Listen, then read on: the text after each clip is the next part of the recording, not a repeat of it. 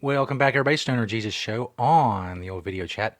We have Kevin Gootee. Comic has many shows we'll, of course, talk about. Welcome, Kevin, to the show. Thank you, sir. How are you this fine evening? Doing pretty good.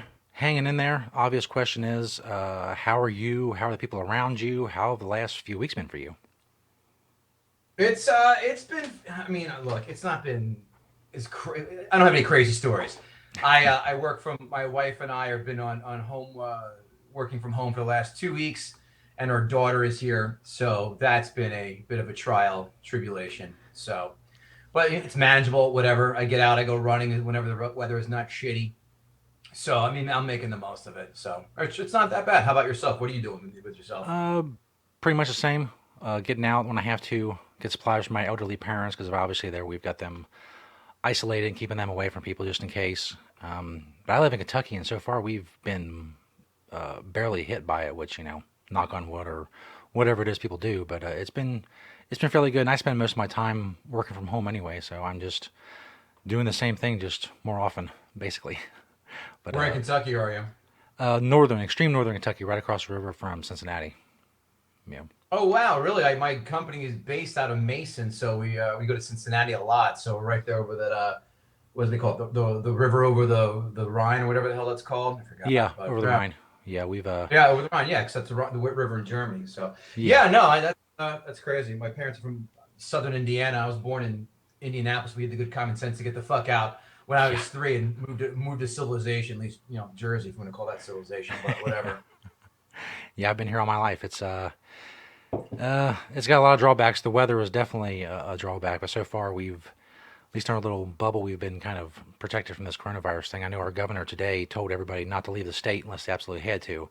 So it's That's a trying to, lot better than everyone telling us here in North Jersey. And FYI, I am 5 minutes outside of Manhattan. I work in Manhattan. My wife oh works in wow, Manhattan, so we are right there. And our area has been Northern Jersey's been pretty hit hard with the coronavirus stuff. So, but yeah, yeah, man, they're telling us not to leave the house only for the bare essentials, groceries. Even liquor stores are, thank God, are still open. But yeah, it's amazing how you have a little bit less restrictions on it than we do. We're just waiting for that call. And guess what, guys? Complete lockdown. Can't leave your house, and it's now martial law time. So hopefully that doesn't come to that. yeah. You didn't join the big crowds that went down to the port today to see the hospital ship, did you? No, I could care less. I'll just take my word from seeing on the news. I'm glad to Yeah, see it. Good job, hospital ship, but I don't need to see I don't need to see that person. yeah. Apparently, a lot of people thought a crowd of people to greet it would be the best thing to do at this point in time. Yeah, right. What are they gonna yell? Bon voyage when it all leaves? No thanks. See a ship leaving or coming, unless you're sick and want to get on that ship and get treated. Absolutely. So obviously, as I say, you do a lot of different projects. People are familiar with Amazon and Amazon Video. They may have seen comics, watching comics. If people haven't seen that show, what can they expect? If all my shows I've created, I like to take ideas that are established themes, but have a different twist on them and make them different. What comics watching comics is, it's a combination of Last Comic Standing and Mystery Science Theater 3000. So what we did was we taped a bunch of intermediate, newish comics doing our set. Then we take the footage home to my house, and I have a panel of more established, more successful comics. Watch it with me, critique, praise, offer advice, and if they're awful, then really rip them a new asshole. But and then we pick a winner at the end of every season. The winner performs at a showcase. But the show more in it's that's some of it. But what I'm doing with this show is kind of really pulling the curtain back and showing the general public what it's like, what comics see with other comics, and just showing you what goes on in the back of the room when another comic's on stage. The dialogue you're hearing with other comics we have with each other, that's what I'm showing you. Like I said, I'm just kind of, like I said, pulling the curtain back and showing you what goes on, how we think of things, and busting balls. Busting balls is number one with comics. So all it is a Yeah. ball busting competition and just cracking each other up. And that's what I'm showing you folks. So if you like Mystery Science Theater 3000 and Last Comic Standing, this would be right up your alley. Awesome. Yeah, I've never, obviously for people like me, stand up is something that I would love to do, but my anxiety is too much. I just can't imagine doing that. So I've kind of created my own world here with the podcasting and all that stuff, and hopefully bringing entertainment to people, but yeah, I've talked to a lot of stand-up comics. I know it's a tough business, especially these days. There seems to be a lot more than there were, back in the day. Maybe it's because of the extra exposure, but it just seems to the layman It's that just, there are a lot more people doing uh, it nowadays. you're, you're 100% right. It's a huge explosion. Although now, what I think is going to happen with the coronavirus at hand, it's going to whittle a lot of people away. And again, a lot of clubs are not going to survive this. I mean, there are, I mean, how many No, clubs in a very fast count in New York, Manhattan alone? It's probably like with what Stand Up Gotham, The Stand, Broadway, Greenwich, 5, 6, Strip, 7, Dangerfield, 7. About 8 clubs in the city. I bet you probably half of them shut down and they can't afford it if this goes on for much longer.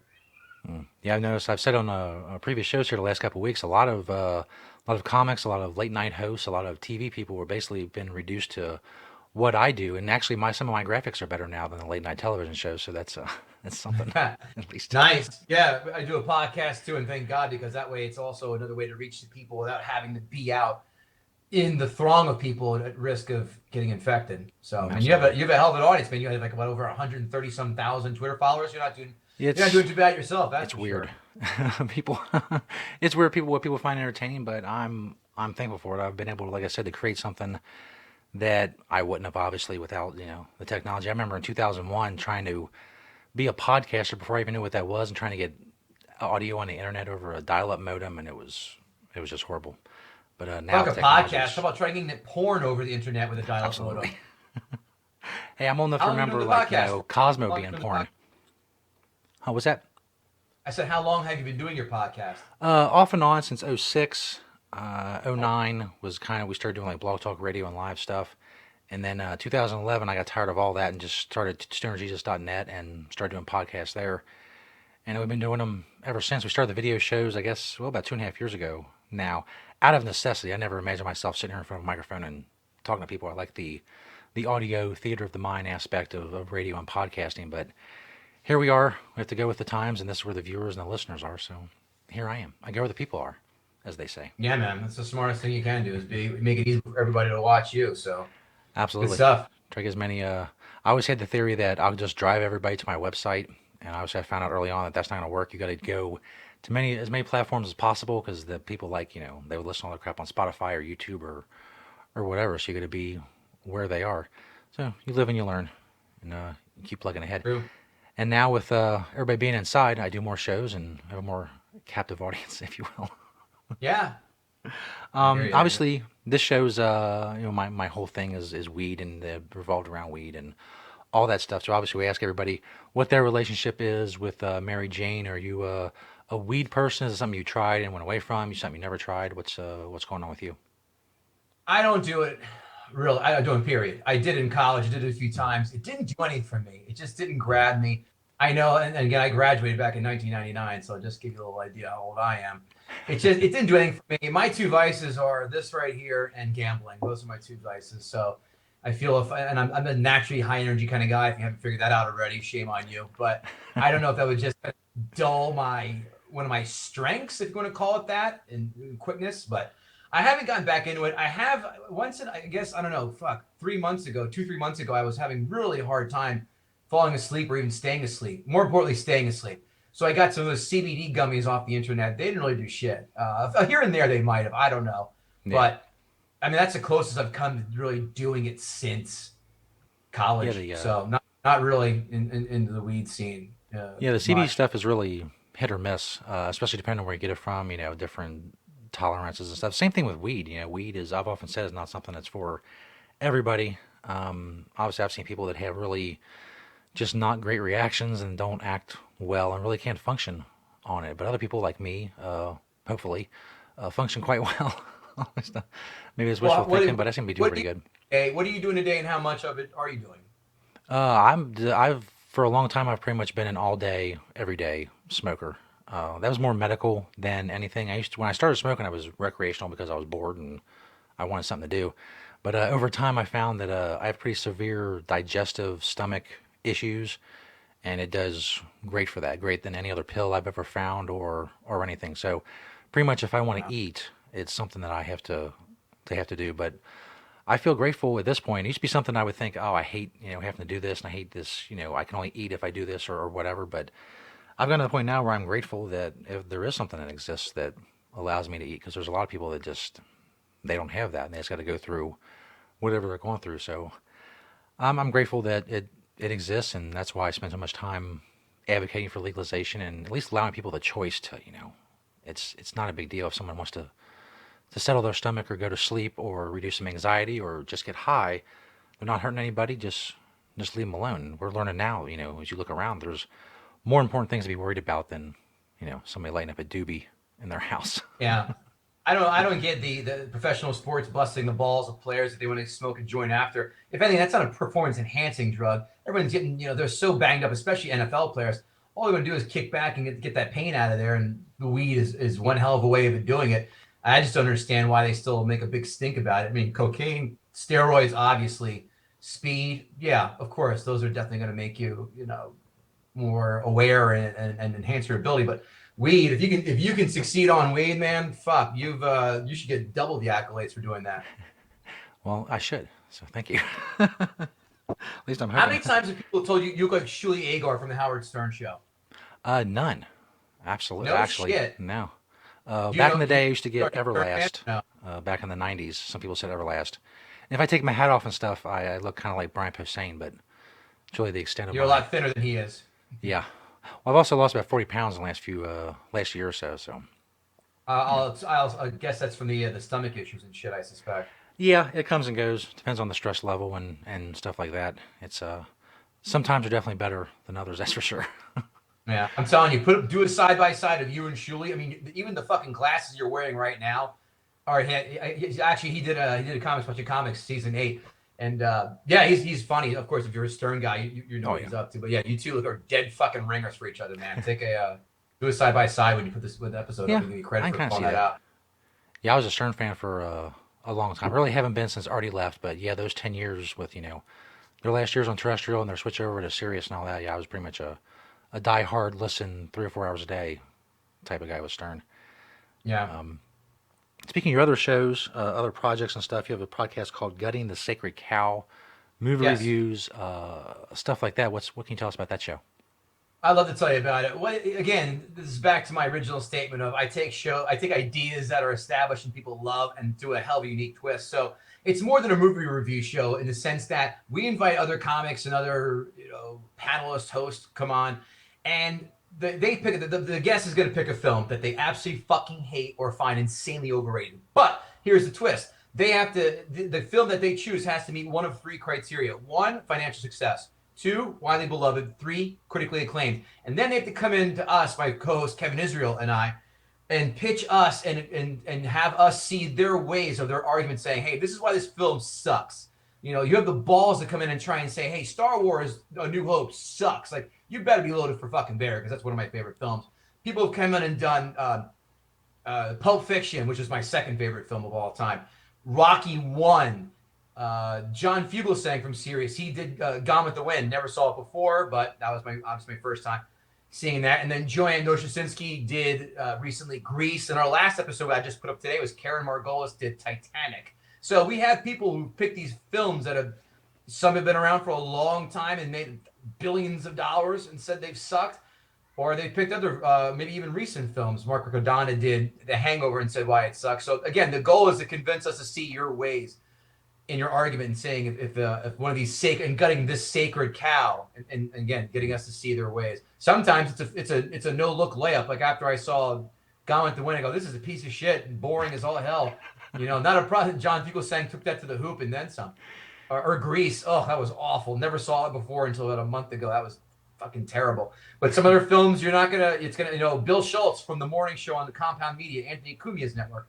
He did Indiana Jones and the Last Crusade. Again, impossible task. I love Indy 3. It's great. So, again, if you're a film nerd or even a fan of just spirited debate, it's a tried and true idea of movie discussion, but having people come in and having the balls to rip some of these films that we've all loved and treasured and made a cajillion dollars. So that's the show that you can hear on iTunes, Spotify, iHeartRadio, Spreaker, Stitcher. I think I missed one. Who gives a shit? Google. That's the other one we're on too.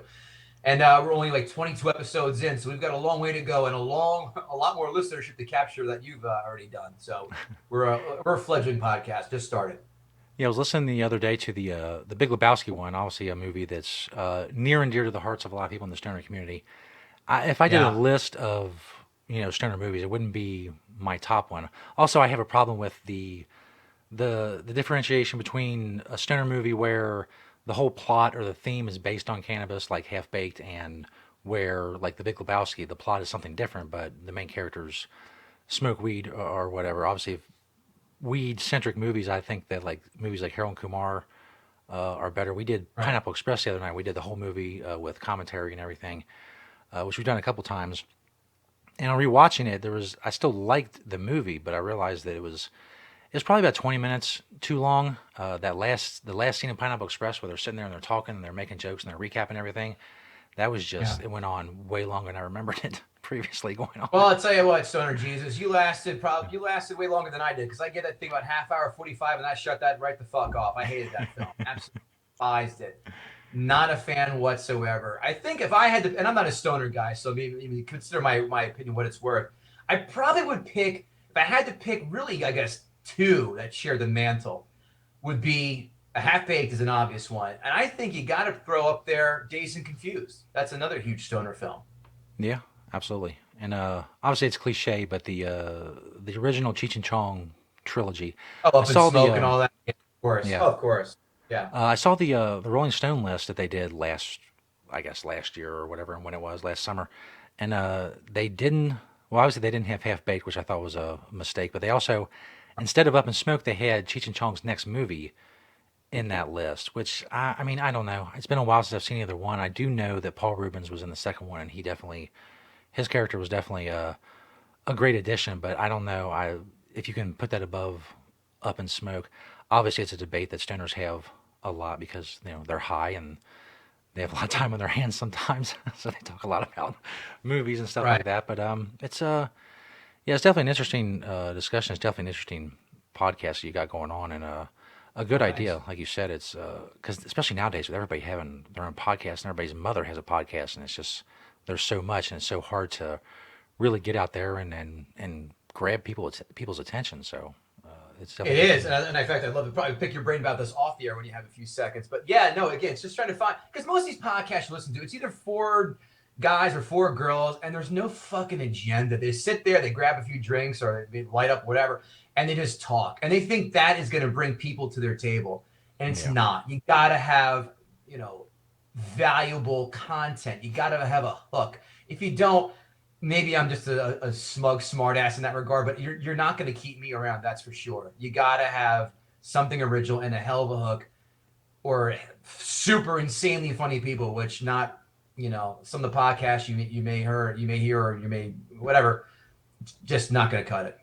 yeah, and with the amount of noise now that's on the internet and everything got to compete with. Because just back in the day, we were competing with, like just porn and some cat videos, and that was about it. But nowadays, it's just everything is on the internet, and it's It's porn, it's cat videos, and now it's 750,000 loudmouths. yeah, The podcast. So I hear you. weird TikTok videos. Do you do TikTok? I was actually debating about doing that for my podcast. Do you do that? I was actually just talking about this in the last interview I did with Alice Vaughn. I was on it for a week, and I did some videos, but then a bong ripping video. They did not like that at all. I guess it really violates community standards. So they took that video down. Then an hour later, they just told me just to go away. You can't sign into your account anymore. So that was my How week did long how, experiment. how did you do view wise with that bong rip video? Some of them were better than others. There's TikTok's weird. It has like a front page that if you tag for the front page, sometimes they'll pop it up there. So I post one video, we get 500 views, and I would post another video and we get 12 views. You would post them on Twitter, and sometimes there'd be a preview, but sometimes there would just be a link, and it was weird, weird stuff. So Right. I don't miss it, but I guess some of the editing stuff was pretty cool and pretty easy, but I don't think that's my target audience apparently. At least Yeah, TikTok doesn't yeah. think so. Not really mine either. I just wanted to make sure I wasn't missing a boat because I mean I'm a C minus at best with social media, so I'm just trying to figure my way around and navigate. I mean, I can be funny on fucking Facebook and Twitter, but can I get people to subscribe and like and retweet and all that shit? That's the challenge I'm having now. Yeah, and Twitter. I've been on Twitter for a long time. It's become a weird place. That's for sure. It's not what it Yeah. used to be at all. It used to be They more are fun. censoring I the mean, hell it out of a was lot of people. A lot of yeah, people are getting censored.